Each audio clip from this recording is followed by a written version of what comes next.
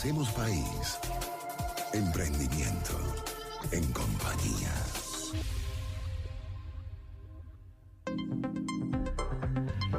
Dos y 38 minutos de la tarde. El martes pasado tuvimos un conato de entrevista.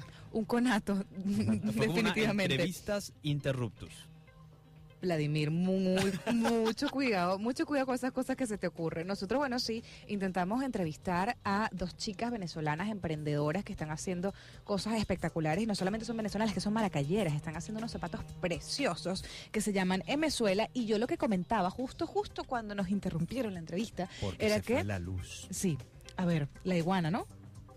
Bueno, no sé qué fue ese día. Bueno, el punto es que justo lo que comentaba es que me gusta que Emezuela, el nombre es una especie de juego entre Venezuela, no sé si fue a propósito por el tema de la suela del zapato, y aparte la M, porque cada una de las emprendedoras, de estas chicas que hacen y pintan a mano, mejor dicho, estos zapatos, sus nombres empiezan con M, María Emilia Chapellín y María Mercedes Marcano. Ahora sí, chicas, bienvenidas en compañía. Bueno, primero que nada, buenas tardes a todas las personas que nos están escuchando, y muchísimas gracias a ustedes por la invitación y por dejarnos hablar aquí, y así puedan todos conocer lo que es nuestra marca, lo que es Venezuela, lo que somos nosotras.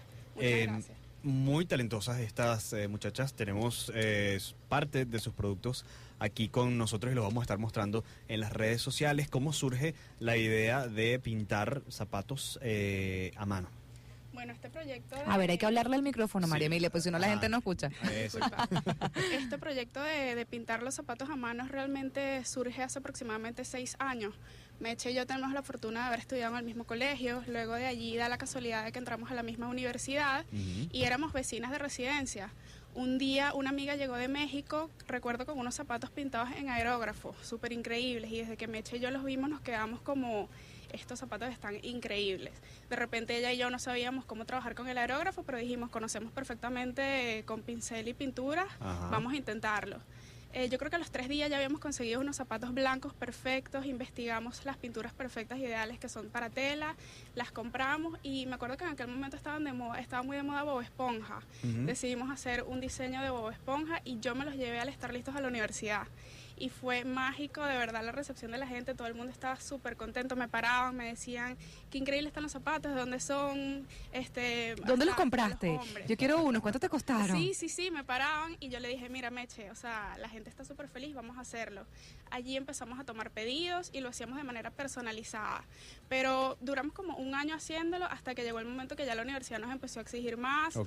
Cada una se dedicó a sus carreras. Meche es arquitecta, yo soy mercadóloga, y decidimos dejar ese sueño allí guardado en una gaveta a ver cuándo era el momento indicado. Ahorita, 6 años después, ambas graduadas, dijimos, es el momento perfecto para iniciar con esto, vamos a hacerlo. Ya decidimos tomárnoslo un poco más en serio, haciéndole el nombre a la marca, que es Emezuela.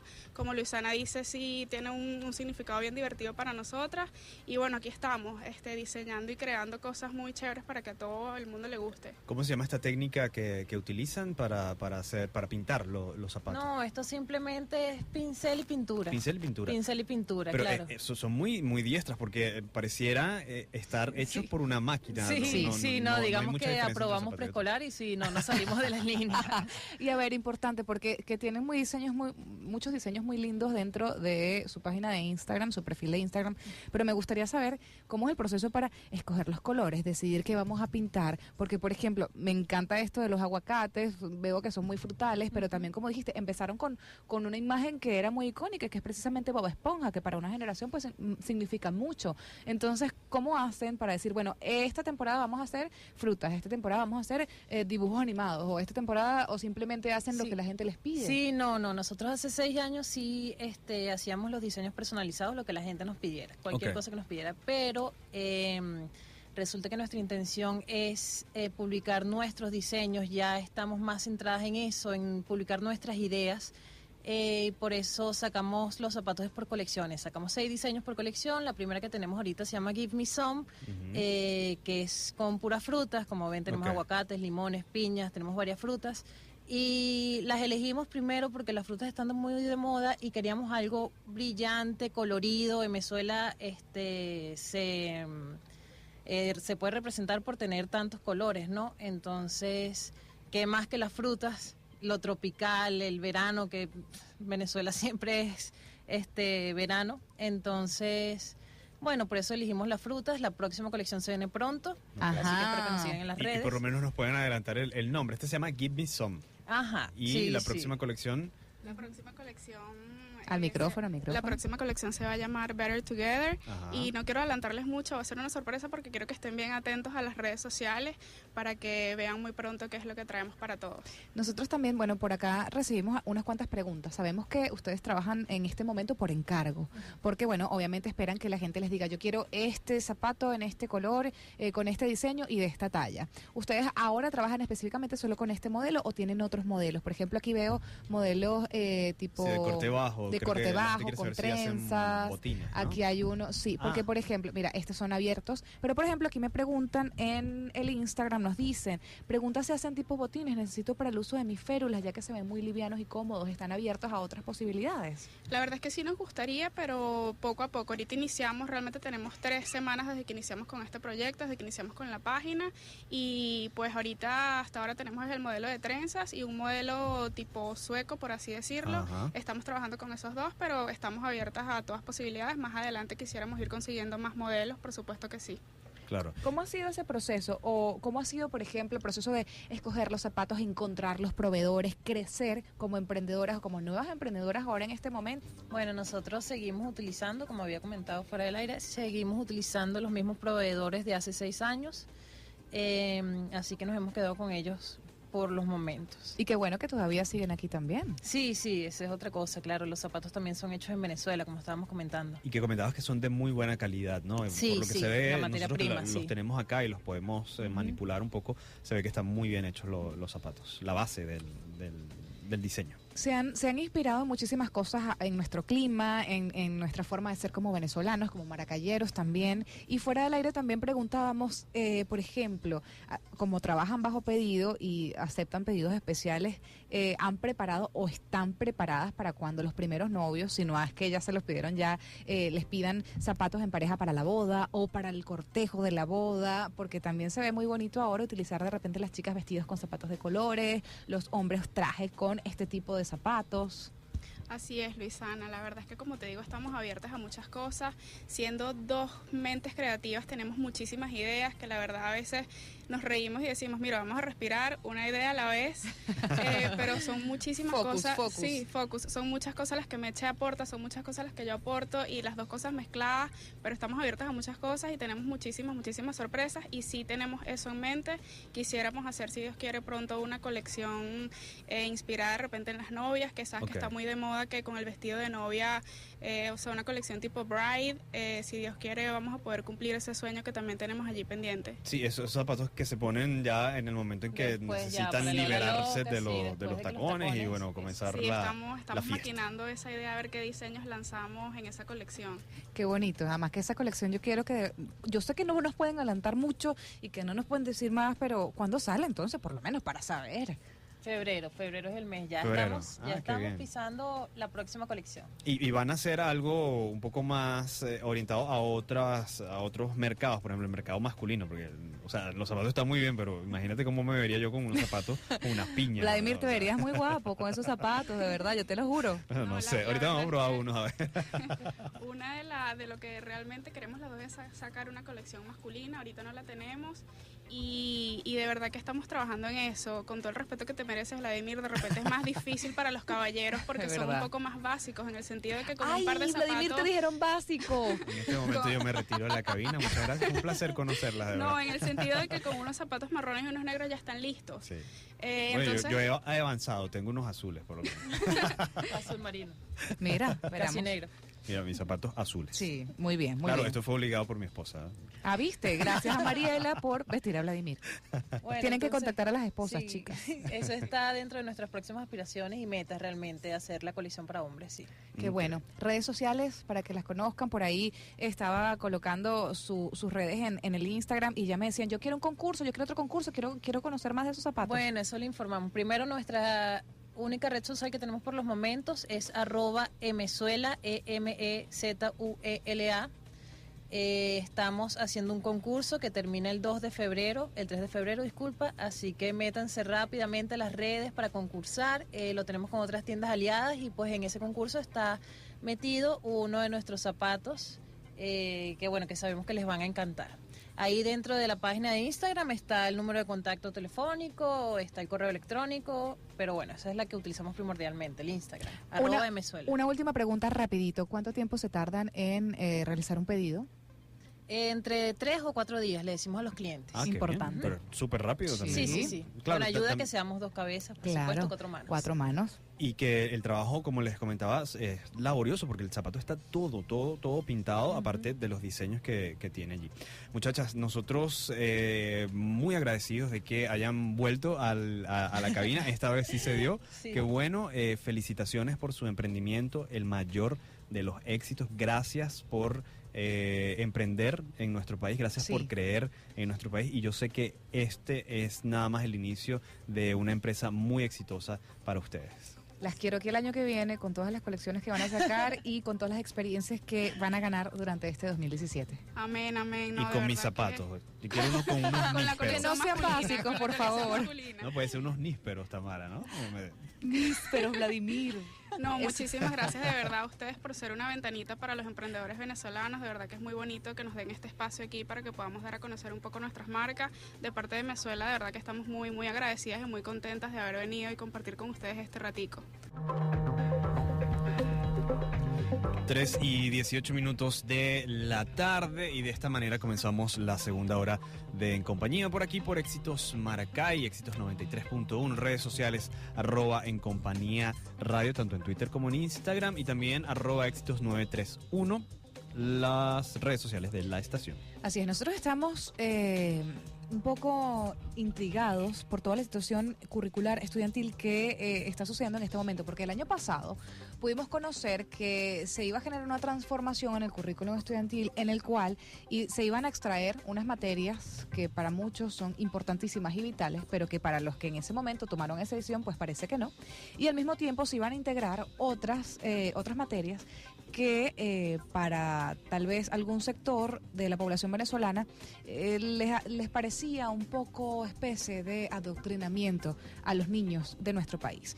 Pero eso cesó. Ya, si no me equivoco, Elías Jagua fue el que hizo el anuncio, el actual ministro de Educación. Fue el que hizo el anuncio a principios de año y dijo que, bueno, ya no se iba a generar ningún cambio, que los colegios y escuelas que ya habían empezado el proceso lo detuvieran y retomaran el curso como se venía dando hasta el año 2016, pero nosotros quedamos intrigados. ¿Por qué? Porque Venezuela hace muchísimo tiempo era un país que se destacaba a nivel internacional por el buen nivel de educación a nivel público que tenía, porque tenía un currículum muy actualizado. Pero lamentablemente pareciera que al pasar de los años eso ha ido cambiando. Nos comparamos con países que han avanzado muchísimo, con países que mantienen sus estándares educativos muy altos, y lamentablemente nos damos cuenta que Venezuela pues no está dando tal vez la talla como quisiéramos, porque sí sabemos que muchísimas personas, entre ellas 2 de las que nos acompañan aquí hoy, que están entregados y abocados para generar profesionales y educadores excelentes, de bien, además de seguir trabajando por generar y crear sobre todo hacer que evolucione nuestro currículum estudiantil aquí en Venezuela. Entonces, ¿qué es lo que sucede en un país como el nuestro, que hoy está de alguna manera estancado en materia educativa por muchas razones económicas, sociales, políticas, y que lamentablemente no se vislumbra en este momento algún avance con respecto a esa materia? Nosotros tenemos aquí invitadas de lujo. En cabina tenemos a Ana María Rojas, coordinadora nacional del programa de educación especial de la UPEL, y también a Liliana Peña, subdirectora de docencia de la UPEL Maracay.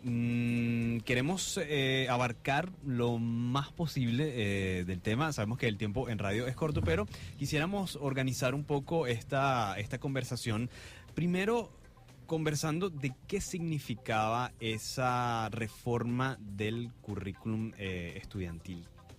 A ciencia cierta, ¿qué elementos se incorporaban y qué elementos se sacaban del currículum vigente hasta el año pasado, bueno, y que ahora ha vuelto a estar vigente, ¿no? Hola, buenas tardes, gracias por la invitación. Hablamos con Liliana Peña, exactamente. Sí. Fíjate, En currículo nosotros tenemos que tener claro primero a qué es lo que aspiramos buscar. Primero, el currículo es algo que está muy, muy unido a lo que es educación. Yo antes lo comparaba con el matrimonio, pero yo diría que es que son como los hermanos, están uno al lado del otro permanentemente. Y uno va con el otro. ¿Qué pasa cuando necesitamos hacer los cambios en currículo? Nosotros tenemos que tener claro cuál es la normativa vigente, leyes, pero también tenemos que tener claro qué es lo que aspiramos nosotros de nuestro país, qué es lo que sean sus ciudadanos. Sí. Entonces, en currículo nosotros tomamos decisiones dependiendo de lo que se requiera. Diseñamos, rediseñamos, reformamos, pero en este último tiempo, en siglo XXI, se denota la importancia de transformarnos. O sea, todo el sistema en sus niveles tiene necesidad de transformarse. ¿Por qué? Porque hay que adaptarse a los nuevos tiempos. ¿Qué hace el Ministerio de Educación en una primera instancia? Bueno, sí, se acoge a algunos principios importantes para transformarse que tienen que ver con lo que se llama la consulta, aunque muchos quizás nos sintamos que no nos consultaron. Que esa fue una de las principales polémicas que surgió en ese momento. Para ese entonces era Héctor Rodríguez, creo, ¿no? Quien es diputado actualmente, el ministro de Educación.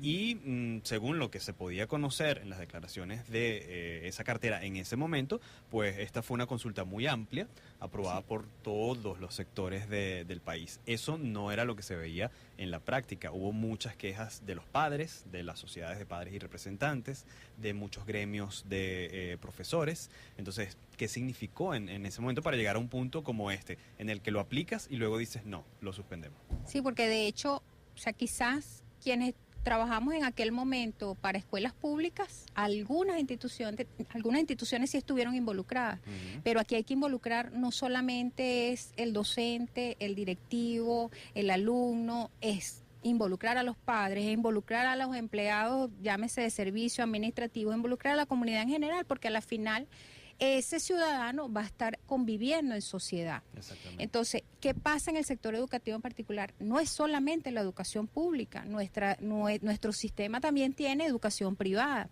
y la educación privada a su vez también tiene, nosotros formamos parte, por lo menos mis hijos forman parte de una ABET que pertenece a la Asociación Venezolana de Educación Católica. Entonces, todos esos sectores deberían tener su participación y presentar también su propuesta, porque son visiones de lo que se aspira a formar, porque a la final, ¿qué se aspira a lograr con el currículo? Que ese ciudadano aporte al progreso del país. Ajá. Hablando de progreso y hablando de cómo deben evolucionar en este caso los sistemas educativos, porque hace muchísimo tiempo habían, por ejemplo, muchas patologías, muchas formas conductuales en el niño que tal vez no estaban establecidas y que han hecho que hoy en día la educación y el sistema educativo se adapte a cada una de las personalidades que se consiguen en una aula de clases, porque no todos los niños son iguales, porque no todos los niños deben ser tratados de la misma manera y tampoco tienen las mismas necesidades.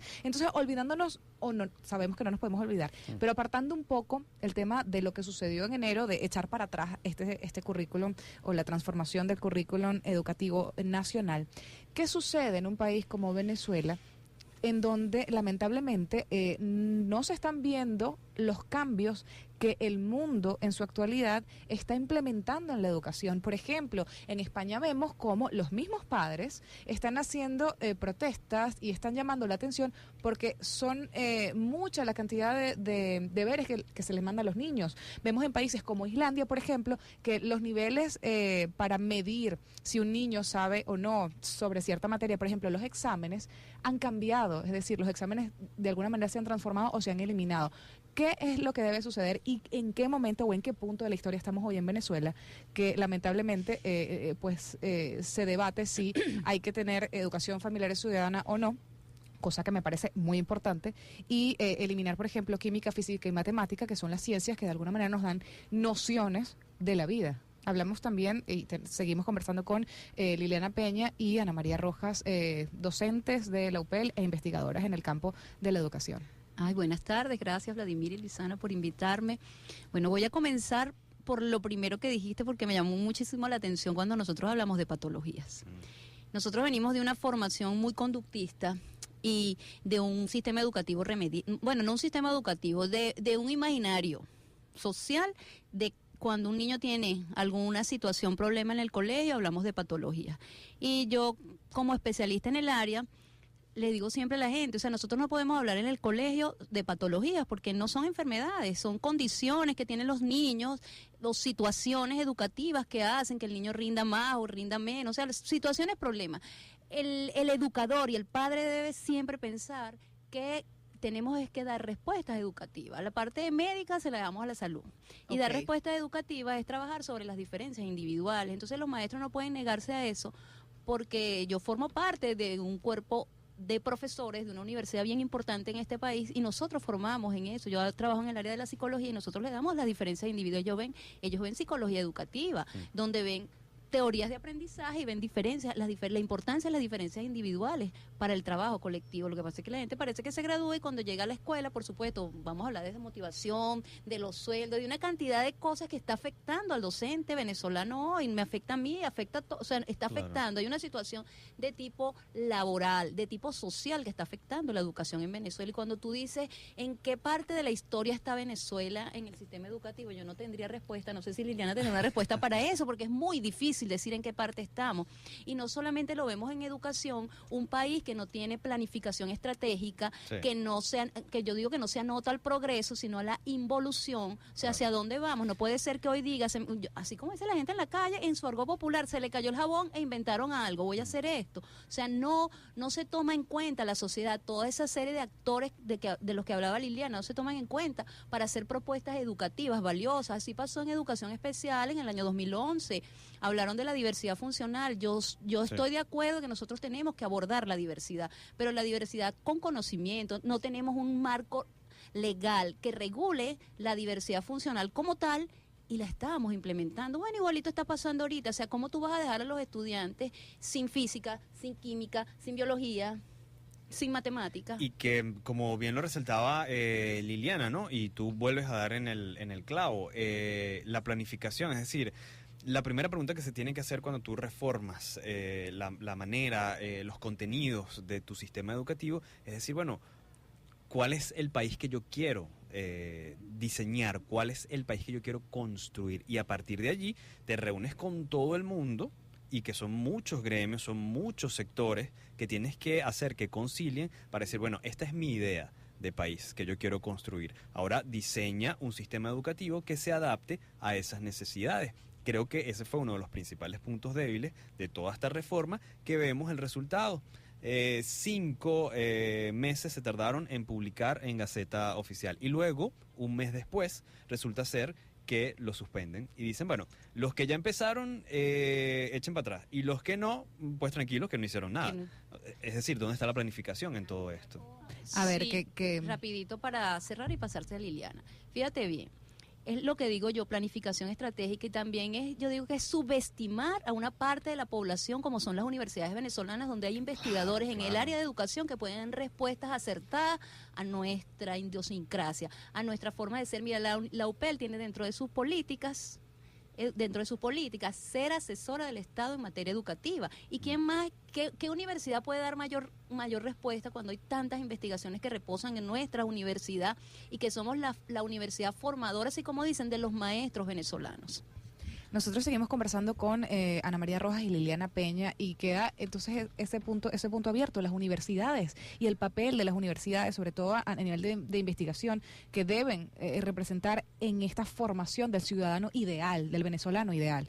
Fíjense, cuando hablamos de transformación curricular, no desmeritamos la participación del colectivo. Claro. O sea, llámese colectivo, todos los que les nombré ahora. Pero transformarse implica muchísimo, y tú bien lo decías, o sea, es una cuestión estructural.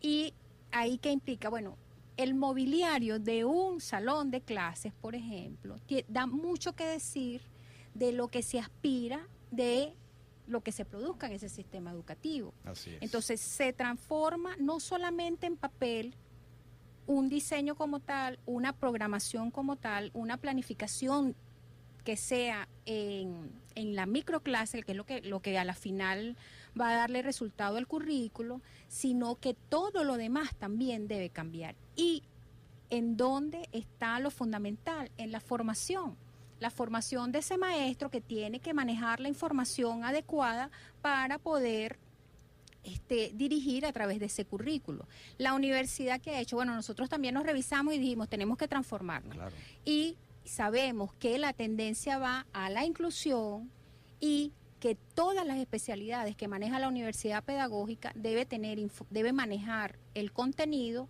de la importancia que tiene el incluir o el manejo también de un idioma extranjero, por ejemplo. Sí. Eso debe estar en toda la formación de un docente, sea la especialidad que escoja, cualquiera. Esas son cosas que nosotros no nos podemos alejar de lo que pasa fuera del país, porque el progreso que tenga Venezuela también es proyección para la región, Claro, y a nivel internacional. No estamos aislados, no vivimos en una No isla sin podemos, comunicación. Bueno, no podemos. A través, de Quizá las, no. a través de las redes sociales recibimos comentarios, nos dicen que pareciera entonces que son medidas tomadas sin sentido y sin planificación, y la preocupación de los padres, como padres de niños que van a ir al colegio a recibir una educación, obviamente los lleva a preguntar, bueno, pero pareciera que entonces todo pasa a ver cómo pasa, qué pueden hacer los padres o cuál sería el papel de los padres en esta formación de currículum. Entendemos que Liliana también es experta, es conocedora en la formación de currículum. Nosotros vamos a seguir conversando sobre este tema que es fundamental, que nos concierne a todos como ciudadanos, como venezolanos, para construir, como bien dice Vladimir, el país que todos queremos tener. Habla Liliana Peña. Lo beneficioso sería que se reflexionara sobre los contenidos programáticos propuestos, cuán ajustados están a lo que se aspira y a lo que yo te decía que proyectamos a la región y a nivel internacional. Uno, lo otro es, ojalá que se dé la formación de los maestros con base a ese cambio que es transformarse para que se ajuste a lo que se aspira. Una de las críticas duras en cuanto al manejo de contenido es la carga política que tiene, que eso ha generado resistencia y choque, por supuesto, porque el currículo no puede ser, obedece a ese marco legal, a esa normativa que es donde te dice que va el país, pero no está directamente presentado a que debe hacer alabanza a lo que la política. A una parcialidad, ¿no? Exactamente. Claro. Entonces, porque eso iría en contra, fíjate, hay documentos de la UNESCO, de la Oficina Internacional de Educación, donde dice, debe haber inclusión, debe haber participación, todos debemos involucrarnos, pero eso no implica a que yo me incline a un partido político en particular o hacia un modelo en particular, entendiendo que en nuestro país lo que se plantea es un cambio de modelo. Ahora, el currículo educativo que tenemos vigente hoy en día, es decir, el que estaba vigente hasta el 2016, que intentaron transformar y empezaron a hacerlo hasta que detuvieron ese cambio. Ese currículo que está vigente hoy en día, ¿qué necesita? Es decir, ¿qué necesita para que el venezolano que queremos a un futuro de alguna manera pueda lograr ser ese ideal de ciudadano que necesita el país para salir adelante, para generar un cambio, para transformar tal vez el rumbo de los pasos que estamos dando como nación? Fíjate, ahí en el currículo hay un principio que se llama flexibilidad. El currículo debe ser flexible. ¿Y por qué debe ser flexible? Porque los cambios que se dan, llámense tecnológico, cualquier tipo de cambio, debe tener una oportunidad de ingresar a ese currículo. O sea, las cosas cambian, sobre todo en estos últimos tiempos, en estas últimas décadas, los cambios han sido vertiginosos, rápidos, lo vemos en lo tecnológico, vemos en los teléfonos, por ejemplo, o vemos cómo ahora podemos adquirir un dispositivo para ver las películas directamente que salen de Hollywood, por ejemplo, sí, sin necesidad de ir al cine. ¿Y por qué si se están dando esos cambios nosotros no vemos dentro de las escuelas que también tenemos que adaptarnos a esos cambios? Eso es lo que está pasando. Entonces, los maestros y el currículo en su planificación debe tener estrategias que en realidad me permitan involucrar contenidos que se requieren manejar para formar a ese ciudadano. Y adaptarse de forma rápida por también, porque supuesto. muchas veces lo que sucede es que los mecanismos con los cuales se cuentan para cumplir con esa flexibilidad, resulta que son, pues te toman años o meses, y como tú bien lo dices, los cambios en esta época son vertiginosos, son Entonces, muy rápidos. Claro, y tiene que estar bien claro el modelo de maestro que se quiere. Nosotros cuando hicimos transformación, nosotros hicimos un modelo del docente que aspirábamos, que queremos que salga de la universidad, un modelo curricular que se adapte precisamente a esos cambios vertiginosos. Entonces, si el docente no tiene estrategias que las actualice permanentemente, si siempre el maestro, lo que quiero decir es que el maestro, si hace siempre lo mismo, dice siempre lo mismo, actúa de la misma manera dentro de aula, dentro o fuera de aula, va a seguir logrando lo mismo. Claro. ¿Qué tienen que hacer los padres? Que hay preocupación. Importante. Bueno, yo diría que lo primero que tienen que hacerse es revisarse. ¿Qué hago yo como padre y representante de mi hijo o de mis hijos para saber qué es lo que pasa con ellos dentro de una institución y qué hacen? Sí. ¿Cuánto nos involucramos? No es solamente porque me convoquen a una asamblea o porque me digan me van a entregar la boleta, yo voy a la institución. Tenemos ahorita la oportunidad que en esta transformación curricular del Ministerio de Educación, nosotros podemos participar y podemos opinar. De hecho, ellos dicen en su documento base que ellos abren el diálogo, la conversación, las opiniones, las están esperando. Eso es Entonces, bueno, importante, vamos a Tamara. ver, claro, entonces vamos a ver hasta qué punto nosotros, bueno, el ministerio tiene una página, yo me imagino que ahí tiene que haber algo donde me conecte, o yo tengo que hacerme llegar a través de un tweet, mira, aquí estoy, yo estoy opinando, yo veo que mi hijo debe formarse así, o que yo veo que esto está equivocado, o yo veo que lo mejor es especializar a mi hijo en determinadas materias. El problema de la integración, de lo que decía Luisana ahorita, de que si la química, la física, el problema es de integración de conocimiento. Entonces, ¿qué tiene que estar claro el padre y también el maestro en la escuela? ¿Cómo van las estructuras de pensamiento? ¿Cómo aprenden mis hijos? ¿Qué es lo que tienen que aprender? Y según adecuado a la edad que tengan. Y que eso tenga desde pequeñito un continuo de formación para verle, como quien dice, el queso a la tostada. A la edad y a las necesidades educativas que tengan, porque también hay que entender, como hablábamos de educación especial, que no todos los niños tienen las mismas necesidades educativas y que los maestros deben estar, así como deben estar preparados para diferentes tipos de cambios, también deben estar preparados para todos los tipos de estudiantes que puedan encontrar dentro de un aula de clase. Y que en este punto a mí también me parece muy importante la oportunidad que se puede estar presentando para llevar a cabo también una consulta nacional sobre el rol y sobre todo sobre las condiciones en las cuales trabajan los educadores en este país. Porque al final son ellos los que materializan ese currículum. No es un papel que tú lo pones sobre un escritorio, el niño va, lo toma y listo. Hay un intermediario allí que lamentablemente está trabajando en unas condiciones, en muchas ocasiones infrahumanas, o sea, con una infraestructura terrible y sobre todo con unas condiciones económicas deplorables para los educadores. Claro, ustedes acaban de decir algo bien importante. Mira, nosotros tenemos en la educación barreras no solo actitudinales, sino también de tipo arquitectónicas. Y es importante que la gente aprenda a diferenciar lo que es la inclusión de la integración, porque nosotros en Venezuela nunca llegamos, por ejemplo, a lo que llaman la integración, pero la gente quiere integrar a un niño con una discapacidad o un niño con una dificultad de aprendizaje, un niño con un bajo rendimiento académico, porque el problema no es que tenga una discapacidad, el problema es que no tenemos capacidad instalada,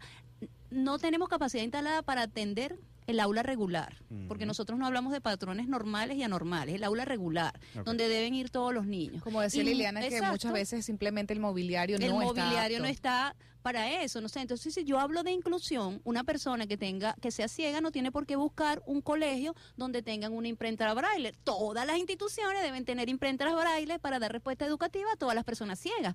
Todas las instituciones deberían tener rampa para dar respuesta educativa a los que tienen movilidad reducida, y así te podría ir hablando de todas las discapacidades, pero no tenemos una infraestructura para abordar el aula común. Tú vas a un baño en una escuela, el simple hecho que es una necesidad Sí, claro. natural y no tiene todas las condiciones para que el niño vaya como debe ir a un baño. O sea, es que no tenemos un problema grave de planificación estratégica, yo lo veo así y lo comparto con Liliana. Bueno, Liliana me lleva mucho más a mí porque ella es experta en currículum. Pero, ¿qué es lo que hacia dónde va Venezuela? Yo pienso que es la pregunta que se deberían hacer. O sea, padres, ¿hacia dónde vamos? ¿Qué quiero para mi hijo y qué quiero yo para Venezuela? Todos queremos progreso, todos queremos tener el mejor hijo, pero no queremos que nuestros hijos sean maestros. Entonces, nada más tú lo ves ahí y empiezas a decir, ¿qué hacemos para cambiar esa cultura o esa incultura que tenemos? ¿Qué hacemos para trabajar ese imaginario social sobre la educación, sobre el maestro que quiero para mi hijo y sobre cuál es mi rol como padre para participar en la formación? ¿Qué hacemos? Y te voy a agarrar en el aire esa pregunta. Yo creo que hay que rescatar, y yo creo que lo que debería resaltar de esta conversación tan agradable que hemos tenido y que lamentablemente quisiéramos tener mucho tiempo más para poder abordar muchos temas, es ¿qué hacemos? Aprovechar la oportunidad que existe hoy de alguna manera tener acceso directo a esa transformación, como dijo Liliana, como dijo Ana María. Los padres tienen hoy en día la posibilidad, aunque quieran o no, porque es importante saberlo, que tal vez muchos padres hablan pero no quisieran involucrarse, tienen la oportunidad, quieran o no, de formar parte, de levantar su voz y decir, yo quiero que esto sea parte del ideal del ciudadano que Venezuela necesita. Entonces tal vez es muy importante entender que si bien es muy difícil y a veces sentimos que no nos escuchan y que los que tienen el poder no nos escuchan, es importante saber que si nos unimos y decimos, yo quiero que mis hijos, porque soy un padre representante, quiero que mis hijos vean, estudien y aprendan de esta manera, aprovechemos la oportunidad de hacerlo. No, me parece bien. Mira, yo quiero aprovechar una oportunidad así de oro cuando vemos la planificación. ¿Sabes qué importante es que a todos los niños le dieron una canaima? Claro. Claro. O sea, el impacto positivo que eso pudo tener y se perdió porque lo que decía Liliana, no formaste al maestro para eso. Para esa o sea, hiciste fue una medida populista, no asumiste esa transformación de incluir dentro del aula de clase las tecnologías de la comunicación, sino que lo hiciste de manera ciega. Vamos a darle una canaima y ves a la escuela y sigue la maestra usando la tiza, el pizarrón, o poner a los niñitos a trabajar porque uno investiga a los niñitos a trabajar mientras ella está haciendo algo distinto, a trabajar en la lacto mientras ellos están haciendo algo distinto. Claro. Ya para finalizar, Liliana, como bien lo resaltaba Ana María, tú eres experta en formación de currículum. ¿Cómo ves tú esto como una oportunidad para relanzar un proyecto que puede ser muy beneficioso para todo el país en materia educativa? Y si es posible, en pocas palabras, que estamos cortitos de tiempo. Es beneficioso el hecho de evaluarse y darse cuenta que la cosa no debe suspenderse. Claro. Pero, bueno, habría que ver hasta qué punto el ministerio llega en realidad a consensuar algo que nos veamos todos. El detalle está en que nos veamos todos y que la universidad también se vea, porque nosotros no nos vemos, no nos sentimos involucrados en el hecho, y nosotros estamos haciendo nuestra parte. Nosotros formamos precisamente para el sistema. Entonces, ¿hasta qué punto nos conectamos? Debemos organizarnos, debemos asumir que somos ciudadanos de este país, que tenemos voz, que tenemos la oportunidad de hacer valer lo que también conocemos y manejamos en el día a día, porque nosotros todos salimos a la calle el día a día. No es necesariamente una persona tiene que haber estudiado al respecto. Es importante la experiencia en el caso de los diseñadores curriculares, porque pueden liderizar el proceso, pero en esta oportunidad lideriza el curricultor, como nos llamamos nosotros ahora, a través de todo el que vive a diario un currículo. El currículo se hace hasta en la casa. Así es. Desde la casa llega el currículo, porque yo planifico cómo voy a criar a mi hijo. En eso tenemos que pensar, y entonces si yo estoy planificando de esa misma manera, escojo hacia qué escuela la quiero, y llámese escuela desde la inicial hasta la universidad y más allá en su formación en desarrollo profesional. Ana María, Liliana, muchísimas gracias por haber aceptado esta invitación. De verdad que la conversación ha estado muy, muy interesante. Espero que también nuestros oyentes hayan podido capturar el mensaje, ¿no? Que una de las principales cosas que tenemos que hacer es integrarnos a los cambios. Y sobre todo gracias por haber venido y gracias a también a los que escucharon y nos manifestaron sus inquietudes. Liliana Peña, subdirectora de docencia de la UPEL aquí en Maracay, y Ana María Rojas, coordinadora nacional de el programa de educación especial de la UPEL.